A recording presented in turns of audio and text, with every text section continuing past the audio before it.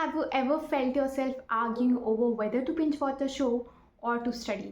Now imagine कि ये voice सिर्फ आपकी हेड में ना हो बल्कि रियल लाइफ में हो, जिनकी खुद की नेम्स हो, आइडेंटिटीज हो एंड इवन मेमोरीज हो. So welcome to the world of dissociative identity disorder, or as it is popularly called multiple personality disorder. And in this video I will tell you ki whether it is reality or is it just a myth. So let's begin.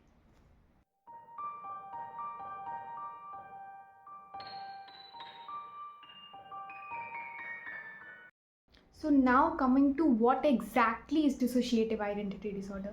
So dissociative identity disorder is a type of condition जिसमें कि एक इंसान के अंदर एक से ज़्यादा type की पर्सनालिटीज़ प्रेजेंट होती हैं, जो कि ब्रॉडली दो कैटेगरीज में डिवाइड होती हैं, होस्ट एंड ऑल्टर्स. जो होस्ट आइडेंटिटी होती है वो इंसान की प्राइमरी आइडेंटिटी होती है, यानी कि वो आइडेंटिटी जो कि दुनिया के सामने रहती है, जो कि अपनी यूजुअल एक्टिविटीज़ कैरी आउट करता है, and you can say it is the main character energy. And इसका DID का जो मेन स्पेशल फीचर है that is the presence of alters. जो होस्ट यानी कि प्राइमरी आइडेंटिटी के अलावा जो आइडेंटिटीज़ होती हैं उनको हम ऑल्टर्स बोलते हैं. सो जो ऑल्टर पर्सनालिटी होती है वो होस्ट आइडेंटिटी से बिल्कुल डिफरेंट होती है, एंड उनके खुद के नाम, इनकी खुद की पर्सनालिटी एंड कभी कभी तो उनकी हैबिट्स एंड लैंग्वेज भी डिफरेंट होती है.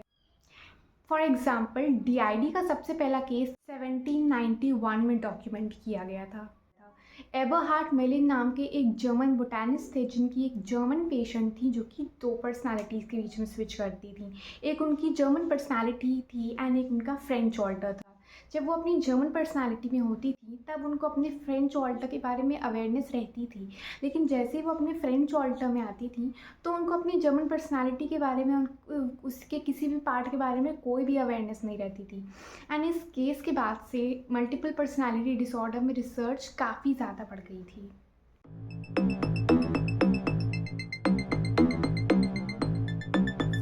टीवी शोज़ या फिर मूवीज़ में देखा होगा कि डिसोशिएटिव आइडेंटिटी डिसऑर्डर के पेशेंट्स काफ़ी ज़्यादा अनप्रेडिक्टेबल एंड डेंजरस होते हैं. सो अगर आपने सिबिल नाम की मूवी का नाम सुना है तो आपको एक चीज़ पता होगी कि इस मूवी में 16 डिफरेंट टाइप की पर्सनालिटीज़ को दिखाया गया है. एंड ये मूवी ऑल्दो DID के सिम्टम्स को दिखाया तो है, बट इस मूवी को काफ़ी ज़्यादा एग्जैजरेशन से भर दिया गया है, जिससे कि जो जनरल पॉपुलेशन में DID का परसेप्शन है वो काफ़ी नेगेटिव हुआ है. एक और मूवी आई थी स्प्लिट, जिसमें कि एक विलेनियस एंगल ही ऐड कर दिया गया है. सो इन मूवी से जो जनरल ऑडियंस की अंडरस्टैंडिंग होती है वो काफ़ी ज़्यादा डिस्टॉर्ट हो जाती है. जो एक्चुअल क्लिनिकल पिक्चर है वो बिल्कुल डिफरेंट होती है. There is also one more movie, The Three Faces of Eve, which is available on YouTube only. So in this movie, there is a person, there is a wife. It revolves around the story of a wife जिनकी 3 अलग अलग personalities होती हैं, and it is very interesting. So if you are interested in watching it, you can just search on YouTube, and I can tell you, you will have a great time in understanding. अगर आप जानना चाहते हैं, so you can watch it. So in reality I tell you, so DID के patients इतने ज़्यादा dramatic and dangerous नहीं होते हैं. उनकी जो पर्सनालिटी होती है, उनकी ट्रॉमा जो कि यूजली चाइल्डहुड से एसोसिएटेड होता है, उस चाइल्डहुड ट्रॉमा से कोप करने का एक तरीका होता है. Now here are some really interesting facts about DID. Number 1 is that DID 1970s के पहले एक बहुत ही रेयर कंडीशन थी with only around 100 documented cases in the medical history. But 1973 में एक बुक रिलीज़ हुई सिबिल, जिस पे एक्चुअली ये मूवी सिबिल रिलीज़ हुई. एंड इस बुक एंड इस मूवी के बाद DID के डायग्नोसिस एकदम से स्पाइक हो गए. प्रोफेशनल्स बहुत ज़्यादा अवेयर हो गए एंड इसके जो केसेस डायग्नोस होने लगे ऑल अराउंड द वर्ल्ड वो एकदम तेज़ी से बढ़ गए. You must have noticed कि I am continuously using the word dissociative identity disorder और DID instead of multiple personality disorder. So ऐसा इसलिए because 1994 में अमेरिकन साइकेट्रिक एसोसिएशन ने मल्टीपल पर्सनालिटी डिसऑर्डर का नाम चेंज करके डिसोशिएटिव आइडेंटिटी डिसऑर्डर रख दिया था. एंड बिकॉज एक्सपर्ट्स ने रियलाइज़ किया कि ये डिसऑर्डर सिर्फ एक मल्टीपल पर्सनालिटीज़ का केस नहीं है, बल्कि एक ट्रॉमेटिक एक्सपीरियंस से कोप करने के लिए हमारा दिमाग अपने एक्सपीरियंस को और अपनी पर्सनालिटीज़ को अलग अलग पार्ट्स में डिवाइड कर लेता है, जिसमें कि बहुत सारे सिम्टम्स होते हैं, मेमोरी गैप्स होते हैं एंड हेलुसिनेशंस होते हैं, सारे ही सिम्टम्स होते हैं. So it's not just about creating multiple personalities, it goes beyond that.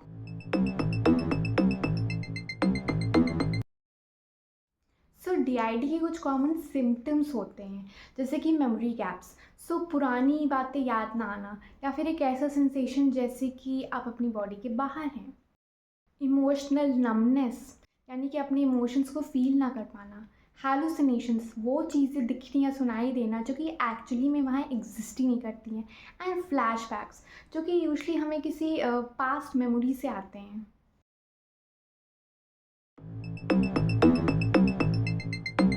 Coming to the point कि एग्जैक्टली डीआईडी होता क्यों है. तो the first is extreme childhood trauma. ना अगर चाइल्डहुड में कोई पेनफुल एक्सपीरियंस हुआ है, extreme childhood emotional, physical, mental abuse, sexual abuse, so the child has a high chances of developing DID. Now because of repeated exposure to traumatic experiences, हमारा brain actually एक survival mechanism create कर लेता है जहाँ पे वो different memories. ऐसा very interesting point, because childhood में जो बच्चा होता है बहुत छोटा होता है, वो ना ही कहीं भाग सकता है, ना ही वो किसी से मदद मांग सकता है. So what is the solution? The solution is to create a fantasy world, एक ऐसी फैंटेसी लाइफ जहाँ पे वो डिफरेंट आइडेंटिटीज़ को अडॉप्ट करते हैं, जो कि उनको उस पेनफुल एक्सपीरियंस से दूर करता है. एंड ये आइडेंटिटीज़ कितनी हो सकती हैं? सो ये आइडेंटिटीज़ कई केसेस में 10, 25 या फिर 100 भी रिपोर्ट की गई हैं. सजेस्टिबिलिटी एंड फैंटेसी वर्ल्ड, इसका एक दूसरा पॉइंट है, जिसका मतलब होता है कि जो बच्चे डेवलपिंग एज में होते हैं, which is before 9 years of age, so उनकी जो फैंटेसी वर्ल्ड होती है बहुत ज़्यादा रिच होती है. They keep dreaming about, they believe कि एंजल्स आर रियल और यूनिकॉर्न्स एग्जिस्ट, बट एक्चुअली में उनकी fantasy, it has nothing to do with the reality. But because उनके अंदर इतनी कैपेबिलिटी नहीं होती कि वो फैंटेसी को रियलिटी से अलग कर सकें, एंड ये जो कैपेबिलिटी होती है ये 9 years की बात आती है. So if a child actually faces extreme traumatic experience before this 9 years of age, so उनका दिमाग यहाँ पे फैंटेसी को यूज़ करता है as a coping mechanism. So यहाँ पे डिफरेंट टाइप्स की आइडेंटिटीज़ क्रिएट होती हैं. अगर बच्चा इस डेवलपमेंटल एज को क्रॉस कर लेता है, which is around 9 years, so DID के होने के चांसेस बहुत ज़्यादा कम हो जाते हैं. एंड अगर फिर भी चाइल्डहुड एक्सपीरियंस ट्रॉमा रहा है, so it might convert into PTSD, which is post traumatic stress disorder, जो कि किसी भी स्ट्रेसफुल इवेंट में, किसी भी ट्रॉमेटिक स्ट्रेसफुल इवेंट के बाद जो इमोशनल डिस्टर्बेंस होता है, हम उसे कहते हैं, जो कि बहुत ज़्यादा क्रॉनिक होता है एंड वो लाइफ टाइम होता है. बट अगर वो 9 years से पहले हो रहा है, so it can manifest as dissociative identity disorder. So the third is lack of emotional support और सोशल सपोर्ट. ना अगर कोई चाइल्डहुड ट्रॉमा एक्सपीरियंस रहा है, and if a child does not receives appropriate social support from his family members, friends, or somebody who can console the child and make him overcome it, then chances are high कि the child might develop dissociative personality disorder.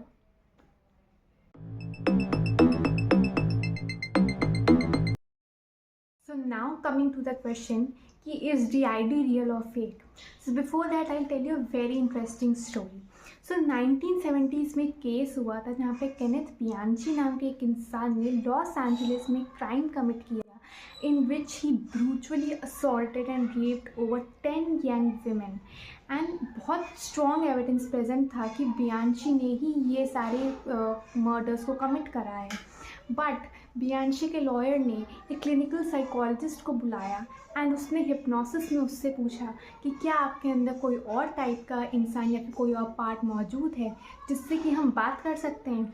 And guess what, बियांशी के अंदर से Steve नाम का एक character बाहर आया जिसने कि एक्सेप्ट किया कि ये सारी किलिंग्स उसने की हैं. एंड ही इवन टोल्ड कि बियांशी का इन किलिंग्स से कोई लेना देना नहीं है, इनफैक्ट उसको ये याद भी नहीं है.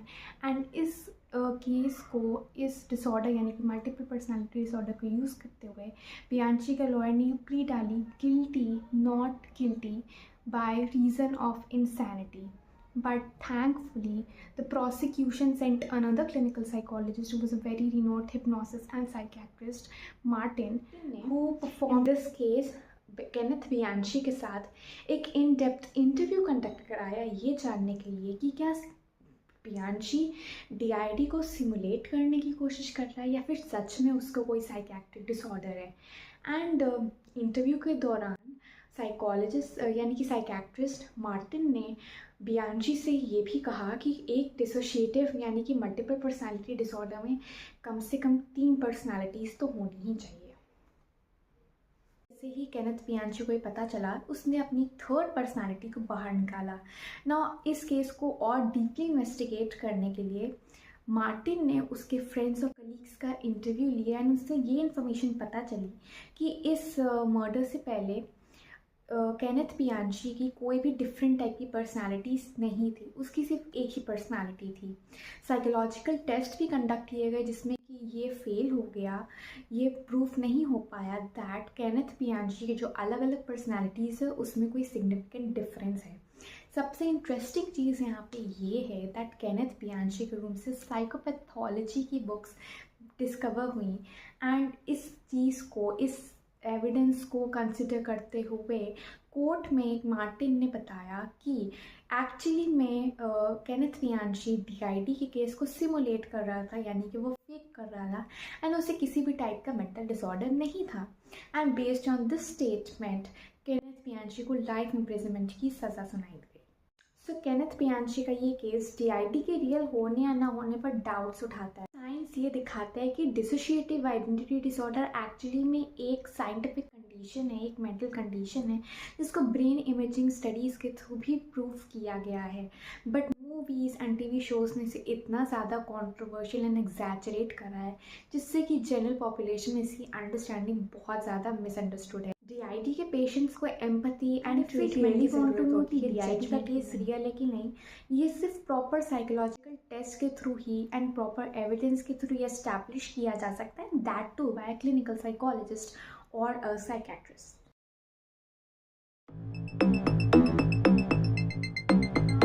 To the treatment, so DID का ट्रीटमेंट काफ़ी ज़्यादा चैलेंजिंग हो सकता है, but if we use the right approach and the right therapy so हमें सक्सेसफुल रिजल्ट्स भी मिल सकते हैं। एंड डीआईडी में जो डिफरेंट पार्ट्स होते हैं वो एक ही इंसान की डिफरेंट आइडेंटिटीज़ होती हैं, ये कोई स्ट्रेंजर्स नहीं होते। एंड इस डिसोशिएटिव आइडेंटिटी डिसऑर्डर में, इस कंडीशन में थेरेपी का मेन गोल होता है इन सारी ही आइडेंटिटीज़ को इंटीग्रेट करके एक यूनिफाइड आइडेंटिटी बनाना, जिससे कि हम फाइनल फ्यूजन कहते हैं। डीआईडी का ट्रीटमेंट 3 पार्ट्स में डिवाइडेड होता है: stabilisation, trauma work and integration. Now coming to stabilisation, तो स्टेबलाइजेशन का मेन पर्पस है कि डीआईडी के पेशेंट को सेफ फील कराना एंड उसके सिम्टम्स को स्टेबलाइज करना।